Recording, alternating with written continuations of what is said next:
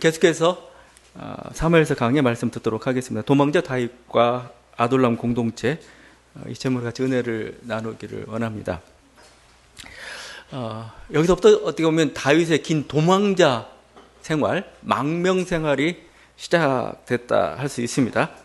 유대 땅이나 고향 베들레헴은 더 이상 안전한 곳이 못 되었습니다. 자기를 보여주질 못해요. 사울은 아주 집요하게 다윗을 추적하기 시작합니다. 그래서 오늘 다윗이 급하게 달아났던 곳, 그곳이 바로 놉 땅이었습니다.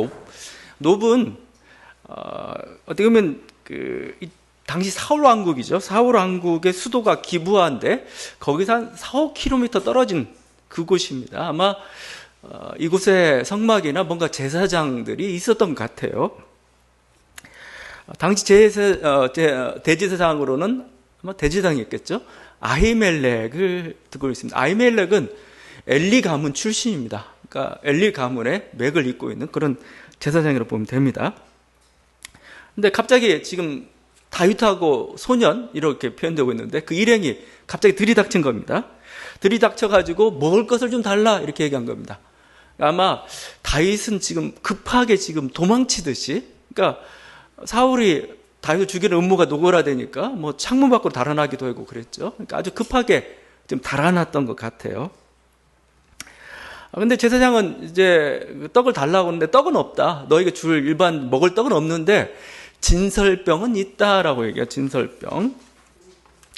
진설병은 그 성소 안에 이렇게 이스라엘 12지파죠. 12지파를 기념해서 어떻게 보면 하나님과의 언약을 기념하는 겁니다. 12덩이의 떡을 이렇게 항상 안식일에 진설해 놨다가 또 다음 안식일에 이렇게 물리고 뭐 이렇게 했던 것 같아요. 근데 이 진설병이라는 건 굉장히 하나님께 드리는 거니까 거룩한 거죠. 그래서 레위기에서는 이 떡은 아론과 그의 자손에게 돌리고 그들은 그곳을 거룩한 곳에서 먹을지니라. 함부로 먹어서도 안 되고 아론과 제사장, 그러니까 제사장들이죠. 그들만이 먹을 수 있고 또 거룩한 곳에서 먹으라 이렇게 제한 조치를 이렇게 취해 두고 있습니다. 근데 지금 보면 아히멜렉은 다윗과 그 소년도 굉장히 공공해 보였던 것 같아요. 그게 불쌍해서 그런 건지 이 조치를 무시해버리고 다만 한 가지만 묻습니다. 혹시 소년들이 정결하냐? 어떤 성적인 그것은 예전부터 약간 부정한 그렇게 이렇게 취급을 받았습니다. 그래서 어떤 성적인 관계를 맺은 적 없느냐 이런 식으로 물어본 겁니다. 그런데 다윗은 그들은 성결하다 그런 적 없다라고 얘기합니다. 이게 지금 어떻게 보면 우리가 읽은 말씀의 사건의 내용인데 이 사건은 나중에 예수님이 복음서에서 이 말씀을 인용을 합니다. 제자들이 안식일에 밀밭 사이를 지나가고 있었습니다. 그런데 배가 고팠든지 뭐 했든지 손으로 비벼가지고 이렇게 곡식을 좀 먹었던 것 같아요. 생으로 좀 먹었던 것 같습니다. 근데 그날이 안식일이었어요. 그러니까 바리새인들이 예수님을 비난합니다. 왜 안식일에 하지 못할 일을 하느냐?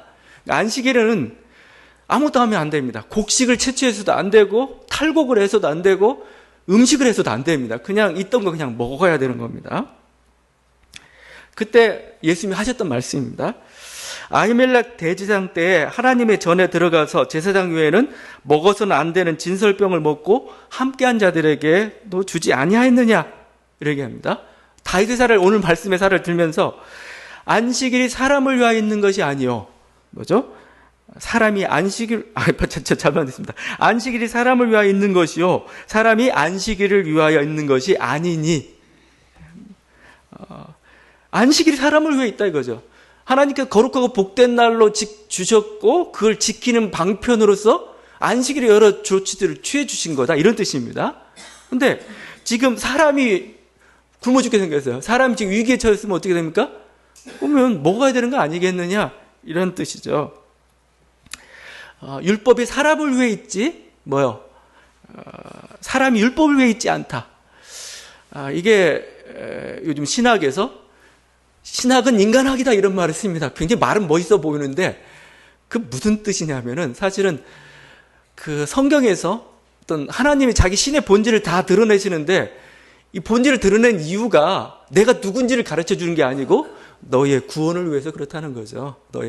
너에게 필요가 되고 너희 삶에 유익이 되기 때문에 그런 존재로서 나를 가르쳐 준다는 거죠. 그래서 신학은 인간학이다. 그래서 기독론은 구원론이다 이런 말도 써요. 왜 예수 그리스도가 나에게 필요해요? 왜 예수 그리스도가 인간이 되셨습니까? 전부 다 우리를 위해서, 사람을 위해서 그렇게 된 거예요. 우리가 안식일의 모든 제도는 하나님께서 제정하셨지만 그것은 사람을 위해서 있는 겁니다. 항상 본질을 우리가 잘 봐야 되는 거죠. 어떻게 보면 사람 사랑 아니면 생명 사랑이라는 게 가장 큰 율법이에요. 그리고 나머지는 작은 율법입니다. 근데 둘이 충돌할 때는 어떻게 돼요? 작은 율법 버려야 되죠. 큰 율법을 여러분 택해야 되는 거죠. 뭐 예전에 좀 유행했던 말들이 무엇이 중헌디죠. 무엇이 중헌디. 그러니까 무엇이 중요한지를 항상 봐야 돼요. 어떤 일을 하거나 어떤 제도가 있거나 그게 왜 생겼는지 우리가 물어보고 거기에 합당하도록. 예수님의 그 산상수 해석법이 항상 그렇게 돌아갑니다. 모세는 이렇게 말했지만 하나님이 원래 했던 뜻은 이거니까 너희는 이렇게 지켜라 하셨던 거죠. 그래야 우리가 율법 형식주의, 어떤 이렇게 막법도 법이다라는 말도 안 되는 소리 같지만 그런 어떤 형식 논리에 우리가 빠지지 않아요. 진정한 그 의미가 뭔가를 항상 우리는 찾아가야 되고 그게 중요하다는 겁니다. 자, 근데 이게 오늘 말씀에서는 이것뿐만 아니고 다윗의 지금 거짓말도 문제가 됩니다.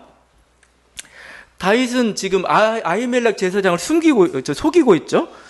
2절입니다. 왕이 내게 일을 명령하고 이르시기를 내가 너를 보내는 것과 내게 명령한 일은 아무것도 사람에게 알리지 말라 하시기로. 지금 내가 왕으로부터 사울 왕으로부터 비밀한 명령을 가지고 가고 있다고 지금 제사장을 속이고 있죠. 속인 겁니다. 이거 사울이 그런 명령을 내린 적이 없죠. 내릴 수도 없고 속인 거예요. 그리고 소년들도 부정하지 않다고 얘기합니다. 거기 5절이죠. 우리가 참으로 3일 동안이나 여자를 가까이 하지 아니하였나이다. 내가 떠난 길이 보통 여행이라도 소년들의 그릇이 성결하겠거든. 하물며 오늘 그들의 그릇이 성결하지 아니하겠나이까. 말이 조금 헷갈리고 있지만 하여튼 성결하다 얘기했는데 제가 보니까 이거 거짓말일 가능성이 굉장히 높습니다. 지금 왜냐하면 다윗은 지금 급하게 지금 이제 달아나고 있는 그런 와중입니다. 그렇기 때문에 이런 일이 발생할지도 몰랐어요. 허겁지겁 지금 이제 가고 있어요. 근데 저는 이런 것보다 더 놀라운 게 성경이지. 성경은 마치 아무 일 없었다는 듯이 담담히 다윗의 거짓말일 수도 있는 그 천연덕스러운 그것을 그냥 그대로 드러내고 있습니다. 어떻게 보면 또 이걸 통해서 굉장히 긴장감을 또 이렇게 올리고 있죠. 긴장감을 올리는 하나의 그런 모습입니다. 근데 제가 이게 왜 성경에 이렇게 기록됐을까?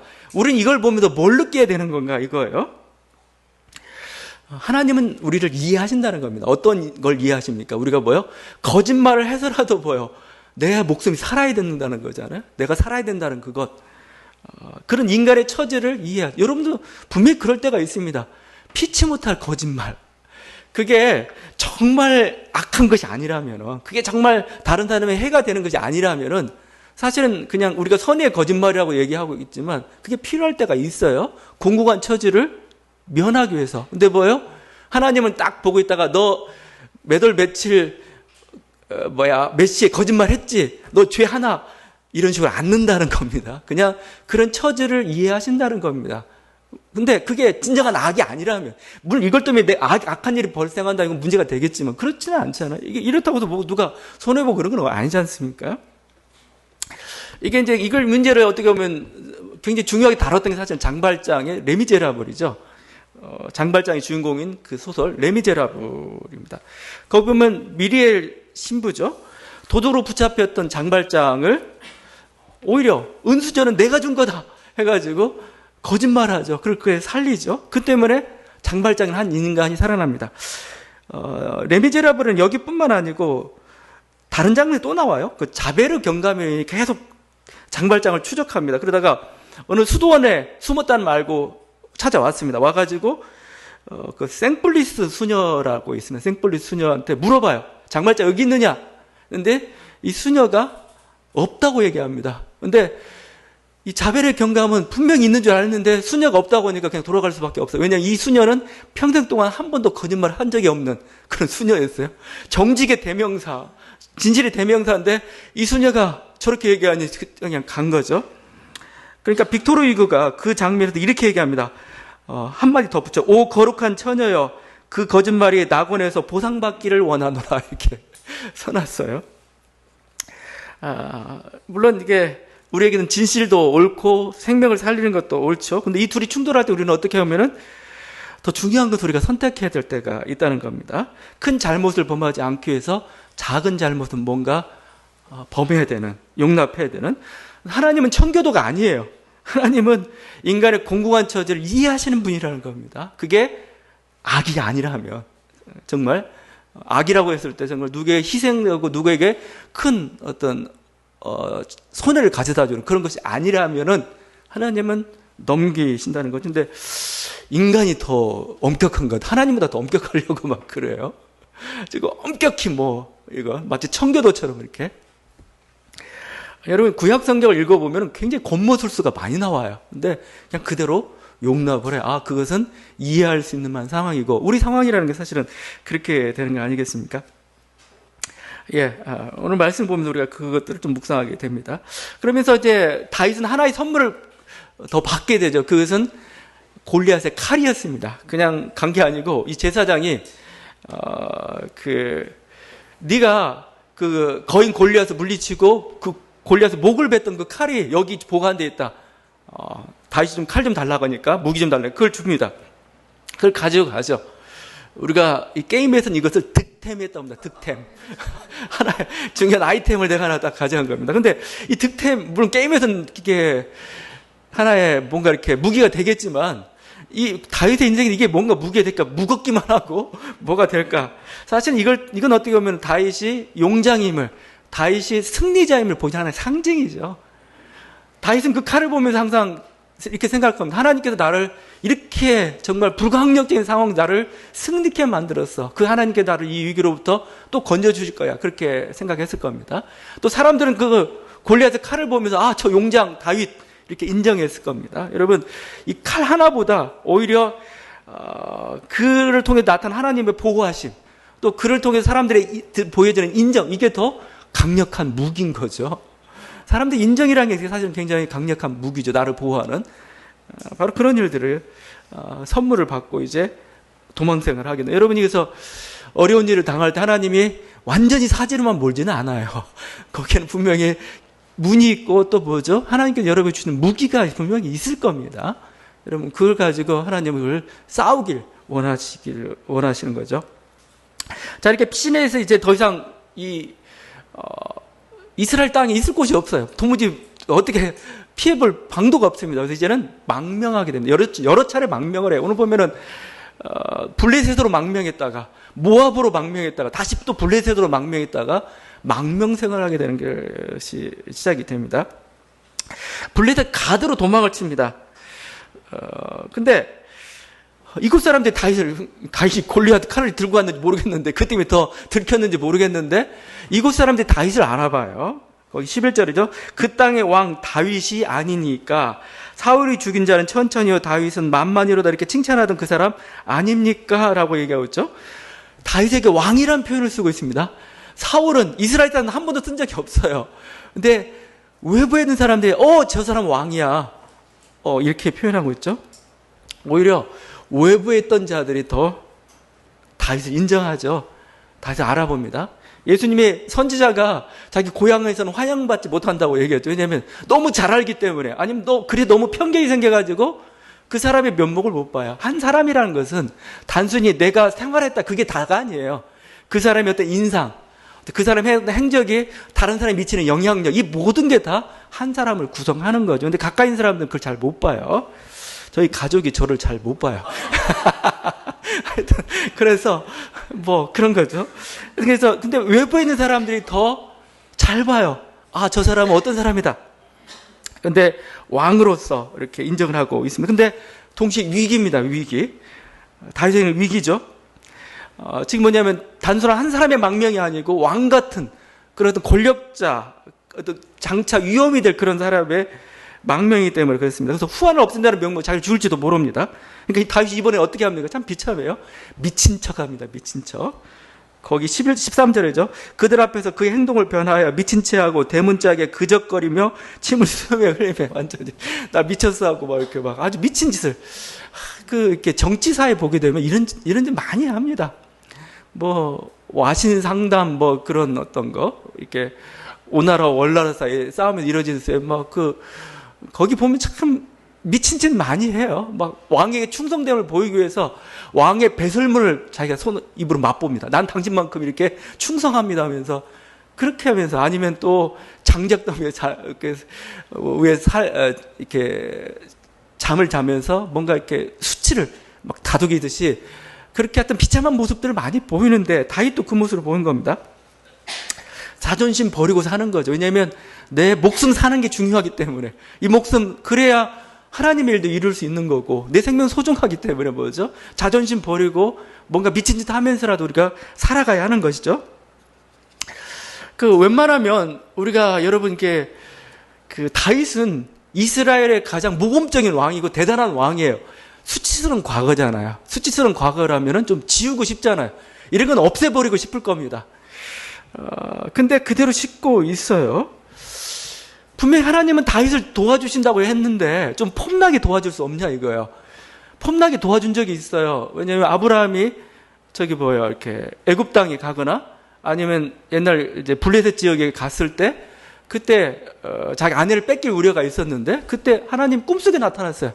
꿈속에 나타나고 바로를 혼내고 아비멜렉을 혼내고 하니까 아이고 그냥 막 뜨겁구나 하면서 이 사람들이 막 이렇게 아브라함을 대우해줬던 게 있었거든요. 다윗이 그럴 수 없느냐 이거죠. 와가지고 이 사람은 대단한 사람 도와줘라. 근데 그렇게 하고 있지 않습니다. 근데 그렇게 하지 않는 게 다행입니다. 왜냐면은 우리들에게 이런 기적들은 잘 일어나지 않아요. 사실 그렇죠? 하나님 여러분을 도와주시는데 그 막 꿈속에 다니면 막 홍해를 가르듯이 그런 기적으로 여러분 언제 도와주시냐 이거예요. 그렇지 않고 막 어느 때는 곤모술수를 내가 써야 됩니다. 막 온갖 꾀를 다 써야 돼요. 온갖 지혜를 다 해내고 어느 순간에 정말 뭐 하나님 우리 신앙은 저리 가고 마치 천우신조처럼 마치 살아나는 것 같은 그런 느낌이 들 때도 있고 막 그런 거 아니겠습니까? 이게 바로 일상적인 삶의 방식이죠. 근데 여러분이 지금 성경에서 말하고 있는 방법은 하나님 이렇게 도우신다 이겁니다. 일상적인 삶이지만 더티해 보이는 것 같지만 여러분 사람 생명을 살리는 방식이 그 방식 하나님은 그 방식도 사용하고 계시고 또 그런 방식 하나님께서는 또 우리를 살리시는 경우가 많다는 겁니다. 시편 34편이 있습니다. 시편은 우리가 대부분 다윗이 지었다고 얘기하는데 그 시편에 표제가 붙어 있어요.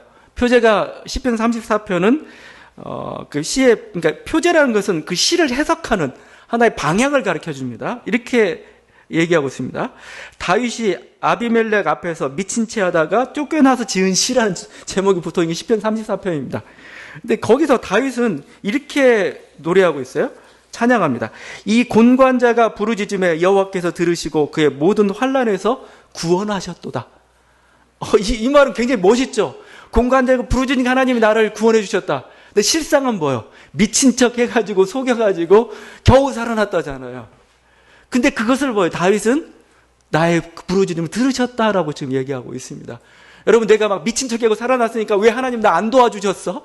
왜 하나님이 뭐 이렇게 나를 외면했어? 그냥 내 힘으로 살아난 거야. 그러지 말라는 겁니다. 그런 방식 하나님은 여러분을 구원하셨고 또 그런 방식에 대해서 여러분이 너무 곱깝게 더티하다고 보지 말라는 겁니다. 괜찮은 방식 중에 하나예요. 그것도요. 또 우리 인생의 삶의 방식들이고 우린 그거에 대해서 이상한 색안경을 끼고 바라보지 않기를 바랍니다. 여기 무슨 거짓이 있나요? 아니 무슨 뭔가 이것이 뭔가 정말 잘못된 겁니까? 아니면 뭔가 이런 행위들이 뭔가 이렇게 누가 손해를 가져다 주는 겁니까? 그건 아니잖아요. 자기 목숨 살기 위해서 자기 여러 가지 방식으로 난 이렇게 했을 뿐이다 이거죠. 저도 막 누가 막 도둑이 막 이렇게 목숨을 위협하겠다고 막 이렇게 하면 제가 나는 목사니까 내가 점잖게 그냥 거기 가라고 이렇게 하겠습니까? 제가 살려주십시오 하고 막 싹싹 빌고 해가지고 살아났어요. 그러면 뭐죠? 하나님이 나를 도우셨습니다. 제가 이렇게 고백하지 않겠습니까? 근데 그거에 대해서 너무 좀 더티하고 좀 안 좋은 방식이다 생각하지 말라는 겁니다. 하나님 그냥 우리 일상적인 삶의 방식들을 용납하고 있습니다. 그렇게 인생을 살아가는 거예요. 하나님도 그런 방식으로 우리를 돌아가고 보호해주고 있는 거고, 우리는 그 과정 속에서 뭐요? 하나님을 찬양할 수 있는 법을 배워야 되죠. 이렇게 그냥 고상하고 아름다운 곳에서 하나님만 찬양하지 마십시오. 그냥 아주 더티하고 아주 그냥 일상적이지만 그 속에서 하나님의 여러분이 손길을 느낀다면, 하나님의 어떤 그 여러분을 도우시는 손길, 하나님을 여러분 이끄시는 인도하시는 손길, 여러분 그걸 볼 수 있다면 여러분 굉장히 행복할 거예요. 인생에 대해서 뭔가 자신감도 찾을 겁니다. 근데 거기서 발견해야 되는데 그걸 못 보고 그 고백을 못 해요. 그러다 보니까 뭐죠? 항상 불신하게 됩니다. 안 도와주셔, 이런 식으로. 아니에요. 하나님은 여러분을 도와주시고 계십니다. 이미 도와주셨어요. 근데 뭐죠?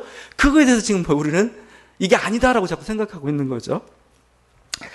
다윗은 이렇게 해서 아기스왕으로부터 이렇게 벗어났습니다. 근데 하여튼 이쪽이 위험한 곳이에요. 이쪽도 안 되겠다 해가지고 이제 아둘람 굴로 갑니다. 근데 아둘람 굴을 보니까, 아둘람 굴은 어디가 있냐면은 이렇게 이스라엘하고 그 블레셋 국경, 그 경계선 사이에 있는 그곳입니다.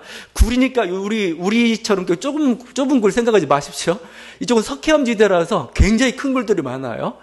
중동 지역에 석회암 지대라서 좀 그런 게 많죠. 그래서 터키 나중에 성지순례 가게 되면 데링쿠유라는 데가 있습니다. 거기는 지하 도시라고 할 정도입니다. 왜냐면 박해기에, 이슬람 박해기 같았는데, 박해기에 성도들이, 아니면 로마 시대 박해기도 아마 들어갔던 것 같은데, 이렇게 피신해 있던 곳이다. 굴 속에 피신했는데 2만 명이 살았습니다. 100년 동안 굴 속에서. 놀랄 정도인데, 그런 석회암 동굴지대가 많아요. 여기 뭐 굴이니까 우리나라 굴 생각하지 말고 대단한 굴입니다. 그래서 400명이 지금 모였다라고 하죠. 아둘람이라는 것은 피난처, 보호처라는 뜻을 가지고 있습니다. 그러니까 이런 곳에 이렇게 사람이 모였는데, 그러니까 다윗은 계속 우리가 보면 도망가고 쫓기고 비참한 인생 같은데 손해 없는 건 아니에요. 그것 때문에 더욱더 다윗이 하나의 큰 세력을 형성해 가고 있고, 사울을 대적할 만한, 사울을 대체할 만한 하나의 그 인물로 커가고 있는 걸 여러분 좀 볼 수 있어야 될 것입니다. 특별히 이제 세력들을, 자신과 함께할 사람들, 하나의 그야말로 뭐랄까 혁명의 공동체를 지금 형성하고 있는 걸 볼 수가 있습니다. 거기 그렇게 되어 있죠. 그의 형제와 아버지의 온 집이 듣고 그리로 내려가서, 22장입니다. 그에게 이르렀고, 22장 2절, 환난당한 모든 자와 빚진 모든 자와 마음이 원통한 자가 다 그에게 모였다. 환난당한 자, 빚진 자, 마음이 원통한 자, 그러니까 아주 막 속상한 사람들, 대부분 이거 경제적으로 뭔가 착취를 당해서, 경제적으로 억울함을 당해서 아마 대부분 그럴 겁니다. 아니면 뭔가 자기 반대파에 의해서 뭔가 이렇게 재산을 빼앗기고, 뭔가 이렇게 하여튼 이런 소외계층들, 뭔가 박해를 받은 사람들이 다 모여들었습니다. 그 숫자가 400명이었고, 이들 중에서 이제 다윗의 용사가 나타나기 시작합니다. 여러분 옛날 수호지 같은데 보면 양산박이라고 그러나, 양산박, 하나의 강도 같은 집단들이 이렇게 하나의 큰 세력들을 형성해 가고, 옛날에 이렇게 유방이나 항우나 대부분 항상 이렇게 출신들을 보게 되면 이런 식으로 뭔가 이렇게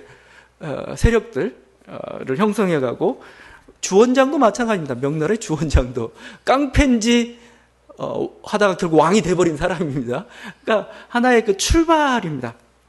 이런 가난한 자들, 약자들이 모여서 하나의 대안 세력이 돼가고 혁명 세력이 지금 되어가고 있습니다. 예수님의 사역도 그랬죠. 예수님의 사역이라는 것도 결국은 예수님 사역에 물려든 구성층이 누구냐에 따라서 그 운동이 사실은 결정이 되고 있습니다. 예수님 주변에 세리들이 몰려들었죠. 죄인들이 몰려들었죠. 병든 자들이 몰려들었고, 어부와 소장농들이 몰려들었고, 또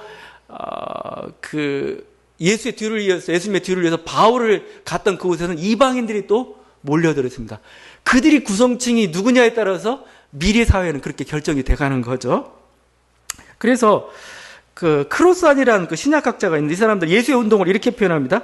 갈릴리 농부를 중심으로 지배와 착취가 없는 평등 공동체를 꿈꾸었다.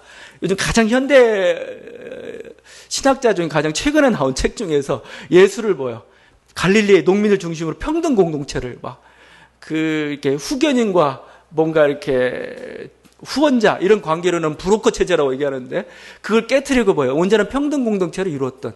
여러분, 그래서 사실 교회라는 게 뭡니까? 우리가 형제 자매라고 이렇게 부르잖아요. 형제 자매. 그건 뭐예요? 거기에는 민족 차별이 없습니다. 거기에는 뭐 인종차별이 없습니다. 거기에는 계층차별이 없고 거기에는 성적인 그런 차별도 없는 공동체.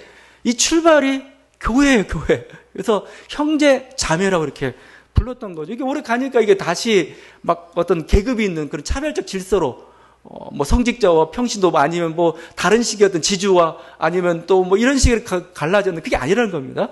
이렇게 혁명 공동체 어떤 평등 공동체 출발한 게 바로 이 어떻게 보면은 그 예수님의 공동체 교회였고 이스라엘에 이렇게 출발했던 게 사실은 애굽에서 이렇게 쫓겨났던 사람들이죠. 그들이 만들었던 공동체였기 때문에 뭐예요? 이스라엘에서 가장 중요한 게 평등이었습니다. 평등. 그래서 항상 나오는 게 가난한 자, 약자, 객과 고아와 과부에 대한 걸 자꾸 물으며요. 예언자들이 항상 뭐예요? 이렇게 우상에 대해서, 우상 숭배한 것에 대해서 뭔가 비난하면서 우상 숭배에 더 많은 비난을 했던 건 뭐냐면 사회적 불의였습니다. 근데 사회적 불의는 결국 뭐예요? 불평등의 문제를 언급하고 있는 겁니다. 왜냐하면 이 공동체 자체가 뭐예요? 이렇게 가난하고 박탈당하고 노예됐던 사람들의 해방으로 이루어졌기 때문에 근본 정신이 뭐예요? 평등성에 사실은 기초하고 있는 거죠.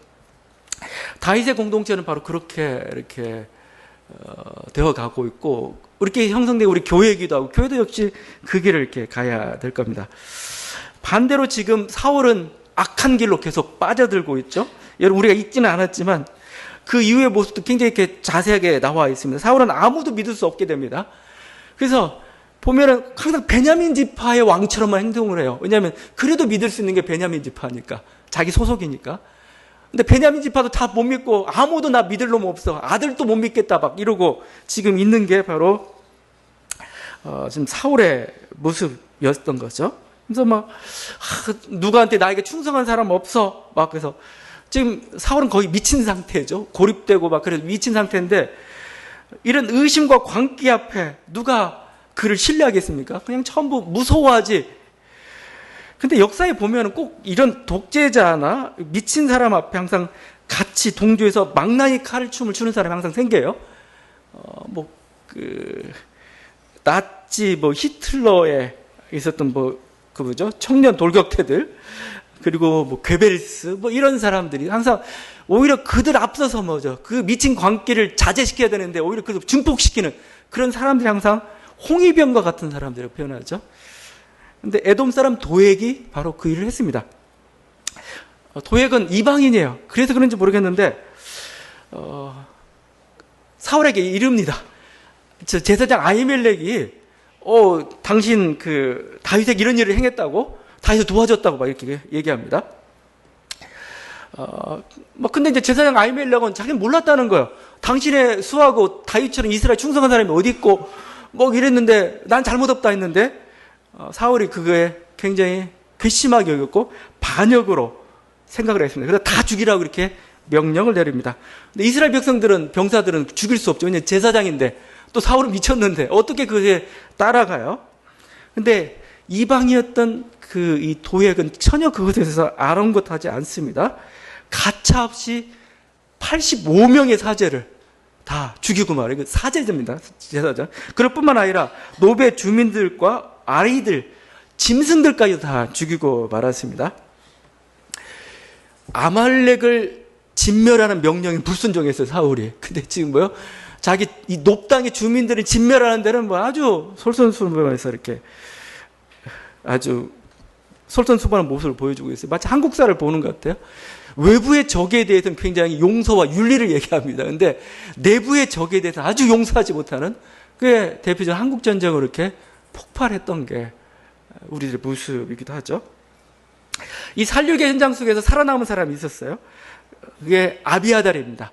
아히멜렉의 아들이고 나중에 다윗이 성전을 지었을 때 거기에 대제사장이 됐던 사람 중 하나가 이 아비아달이죠. 아비아달의 후손 중에 하나가 예레미야 선지자예요. 하여튼 이 아비아달이 살아서 이 소식을 전합니다. 이 소식을 듣고서 다윗이 사울과는 다른 반응. 사울은 완전히 진멸해 죽였는데 왜냐하면 자기 이익 때문에 그런 거죠. 자기를 손해나게 했고 자기 위협하니까 죽인 건데 다윗은 뭐예요? 그렇게 하지 않죠. 22절이죠. 그날에 에돔 사람 도액이 거기기로 그가 반드시 사울에게 말할 내가 알아노라. 내 아버지 집에 모든 사람 죽은 것이 나의 탓이로다. 내 잘못이다. 이거 내 잘못.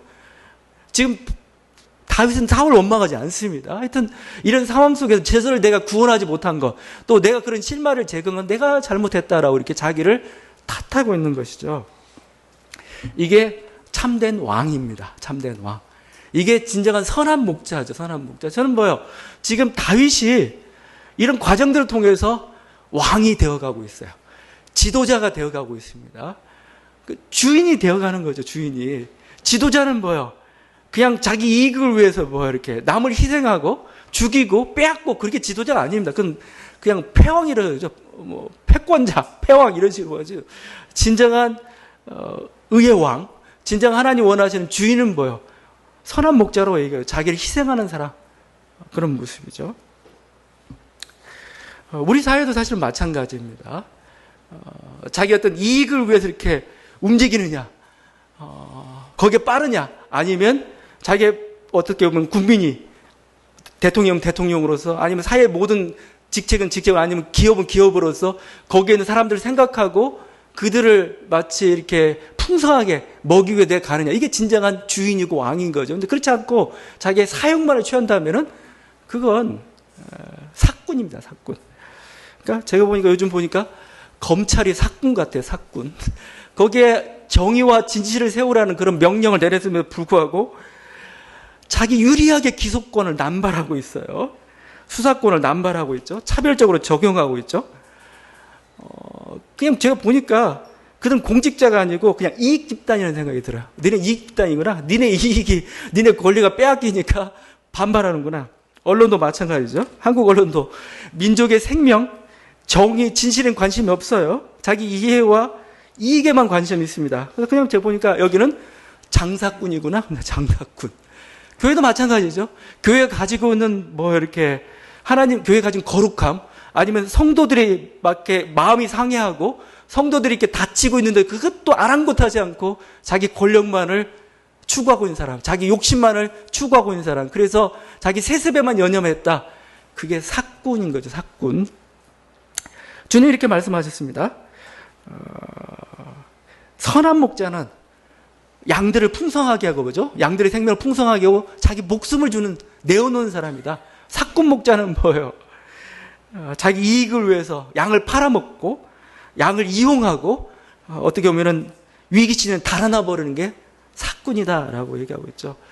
우리가 사꾼인지 선한 목자인지, 지금 사울은 사꾼이 되어버리고 말았어요. 자기 이익에 관련되지 않으니까 그냥 한 사람 생명에 대해서 아주 그냥 우습게 그냥 다 죽이고 말았죠. 근데 뭐요? 다윗은 지금 뭐요? 선한 목자로서 지금 그 품성을 이렇게 키워가고 있습니다. 물론 여러분, 이게 고난이라는 건, 핍박이라는 것은 위기입니다. 왜 위기냐면은 모든 사람이 고난받았다고 해서 내가 대단한 인격자가 되는 건 아니잖아요. 오히려 앙심을 품을 수도 있습니다. 이놈들 내가 이제 집권해서 부자 이거죠. 내가 돈 잘 벌어서, 아니면 내가 더 높은 자리에 올라서 너희들 한번 가만 안 두겠어? 아니면 내가 그때 가서 내가 떵떵거리며 살겠어? 미움이나 복수로 갈 수도 있습니다. 분명히 그런 위기가 있는데 오히려 뭐예요? 다윗은 그 반대 방향으로 자기를 키워가고 있습니다. 어떻게? 선한 목자로서 오히려 그걸 우리가 덕이라고 하죠. 덕성. 덕성이라는 건 뭡니까? 모든 사람을 품을 수 있는 그 마음이잖아요. 그러니까 이스라엘을 생각하는 그 마음입니다. 그게 왕의 마음이죠. 내가 어떻게 하면 이스라엘을 잘 살릴 수 있을까? 어떻게 하면 이스라엘을 잘 인도할 수 있을까? 더 풍성하게 할 수 있을까? 또 한 생명 한 생명이 더 이렇게 나라는 결국 백성이니까요. 거기에 관심이 있고 거기에 맞는 도량으로 이렇게 키워가고, 그렇죠. 어떻게 보면 그게 위기이면서 동시에 하나님의 은혜죠. 은혜. 그런 방향으로 분명히 여러분이 굉장히 험하게 산 사람이 아주 독하게 되는 그런 것도 있겠지만 그와 반면에 더욱더 괜찮은 사람이 되는 경우도 있어요. 괜찮은 사람이 됐습니다. 정말 위기 때문에 뭐죠? 위기 때 내가 이렇게 힘들었으니까 나는 그렇게 되지 않아야 되겠어. 이렇게 가는 사람이 있는 반면에 위기 때 저 나쁜 놈들 해가지고 복수하게 돼서 더 아주 도끼를 더 품는 사람이 있는, 그게 사실 굉장히 위기죠. 근데 지금 뭐예요? 다윗은 자기의 품성을 더 키워가고 있어요. 덕성을. 이스라엘 사랑하고 하나님 말씀에 순종하고 사람들을 사랑하는 이 마음으로 더욱더 이끌어가고, 오히려 그 품성이 되었기 때문에 뭐죠? 하나님의 그릇으로 이렇게 빚어져 갔던 거죠. 그래서 여러분이 지금 다윗이 쫓겨가고 박해를 받고 있지만 모든 걸 다 잃고 있다고 생각하지만 그러지 마십시오. 오히려 그걸 통해 더욱더 단단해져 가고 있고 그 가운데서 보이지 않는 그런 것들이 지금 만들어져 가고 있습니다. 쌓여져 가고 있어요. 여러분이 그것을 눈을 열어 좀 볼 수 있기를. 그게 사실 믿음의 눈이죠. 믿음의 눈. 나는 빼앗겼다. 나는 없다가 아니고 이미 쌓여가고 있고 지금 하나님께서 준비하고 있고 그래서 바라볼 수 있는 눈. 바로 이게 믿음입니다. 여러분. 우리 믿음의 눈으로 우리 인생 속에서 여러분 분명히 어려운 일도 있고 또 하나님 여러 가지 계획들을 실현하기 위해서 굉장히 힘들고 이렇게 또 헤쳐나가야 될 그런 것들이 있을 겁니다. 전혀 나를 돕지 않는 것 같고 또 아무것도 없다고 생각하고 있는 것 같은데 그렇지 않다는 겁니다. 하나님 여러분 이미 돕고 계시고 또 여러분 속에서 지금 쌓여가는 거 있습니다. 여러분 때가 되면 그게 아름답게 활짝 꽃을 피우게 될 것입니다. 이런 은혜가 있는 저와 여러분들 간절히 바랍니다. 기도하시겠습니다.